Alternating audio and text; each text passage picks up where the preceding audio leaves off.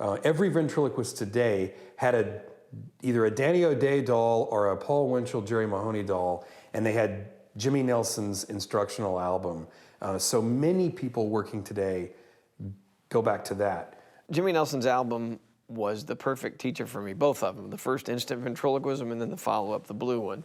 I think it was great because he hit upon a very simple way of teaching and learning ventriloquism that anybody could follow and understand. I said to myself, well, there have been books on ventriloquism, there have been instructions, there was a school for a while, all very complicated.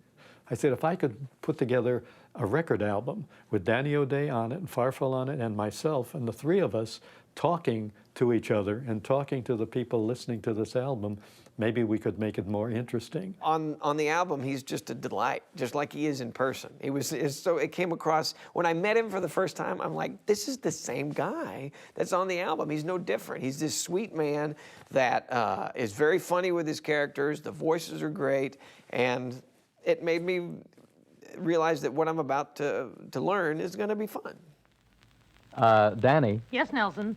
It seems to me that if I could teach you how to be a ventriloquist, Yeah? I could teach just about anybody. That's a heck of a way to start this record, Nelson. Look, isn't this supposed to be simplified ventriloquism for the beginner? Right. Well, I'm way past that stage. I haven't been a beginner for years. I know that, Danny, but you've been a dummy all your life, and I... Gee! Watch your language, Nelson. Sorry. Look, if I teach ventriloquism to you, and if you ask questions as we go along, I think it would make a more interesting record for the beginner, and he'll be able to learn ventriloquism in a surprisingly short time. On the original Jimmy Nelson album, he espouses the philosophy of sound substitution, using, for instance, the letter D for B. And what Jimmy always says, and says to this day, is... You say D, but you think B, so it doesn't come out D, but it comes out the. So it's a softer sound, and it sounds much more like a B than a D. So instead of saying basketball, you would say dasketdoll, but you think basketball. So with the lips in the proper position, and the teeth in the proper position, and the tongue in the proper position, instead of it sounding like dasketdoll, it should sound like basketball.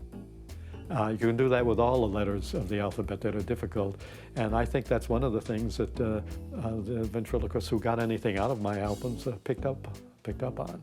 And that's what so many of us in the early 60s learned with, was that album. And I all but wore that album out.